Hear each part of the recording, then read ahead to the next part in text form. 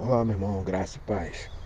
Hoje quero eh, continuar aquela série nossa de pensamento e hoje nós vamos falar sobre a incredulidade, o poder dela na nossa vida, o quanto ela paralisa, o quanto ela nos faz ser desobedientes.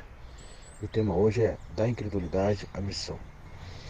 A ressurreição de Jesus é o clímax da história da redenção. Hoje mergulharemos no capítulo final de Marcos 16, onde vamos ver o confronto da incredulidade dos discípulos diante da ressurreição de Jesus é a resposta surpreendente do poder do nosso Senhor, que nos direcionou para uma missão transformadora. Vamos aprender como a transformação da incredulidade, a fé pode nos capacitar a cumprir a obra que Deus tem para nós. Em poucas palavras, o capítulo 16, ela é aquela mensagem interessante que logo pela manhã as mulheres vão para balsamar Jesus. Só quando chegam lá, no meio do caminho, ela se pergunta: gente, como é que nós vamos retirar aquela pedra? É muito pesada, o que vamos fazer? Mas mesmo assim, elas seguem. E quando elas chegam, elas veem um jovem vestido de branco, sentado e vê a pedra removida. E pergunta: você viu o corpo que estava aí, né? E aí o jovem perguntou: olha, se você tivesse chegado mais um pouquinho mais cedo, né? Vamos pensar assim, é, você teria visto ele, mas ele ressuscitou. Ele me deixou aqui para informar a senhora, para avisar os seus irmãos de que ele ressuscitou. E aí, de certa forma, isso causou mais um espanto do que alegria no coração. O texto também fala que, ah, ao voltar para o meio dos seus irmãos, elas contam, mas ninguém acredita. Mas, ao mesmo tempo, o texto realça aquele momento do caminho de Emaús, quando os dois discípulos são, são surpreendidos por Jesus. E, automaticamente, o texto chega no clímax que eles se reúnem, surpresos por tudo que estava acontecendo, pela aparição de Jesus às mulheres, ao do caminho de Emaús, mas mesmo assim, eles estavam com medos, estavam recuados e de uma certa forma, os 11 estavam no mesmo lugar. E eis que de repente Jesus adentra naquele lugar, que as portas estavam fechadas. Então todos eles são surpreendidos por Jesus e ao mesmo tempo são desafiados por Jesus a fazer a missão. E o texto fala que todos esses sinais de Cristo foram vistos ah, igualmente sobre a vida dos discípulos. Eles pregavam a palavra, faziam a mesma coisa.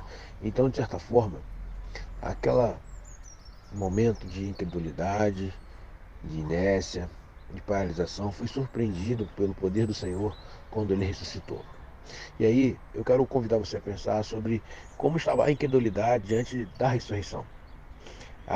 As mensagens daquelas mulheres, as mulheres testemunharam a ressurreição de Jesus, mas os discípulos não acreditaram devido à incredulidade e à perplexidade. De uma certa forma, o impacto da incredulidade. A incredulidade inicial dos discípulos os deixou desencorajados e incertos. Quer dizer, o fracasso da missão é a incredulidade. Nem sempre o fracasso da missão, meu irmão, é o número, é o resultado, mas já começa quando nós não obedecemos o Senhor, quando somos incrédulos. Qual a resposta então de Jesus surpreendente quando a aparição a Maria Madalena, Jesus apareceu a Maria Madalena e repreendeu a incredulidade e a encorajou a compartilhar a notícia.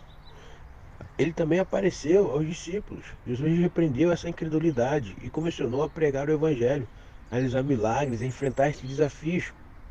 Automaticamente, é uma necessidade de cumprir a missão. Quando nós cumprimos a missão, dizemos que Cristo está vivo.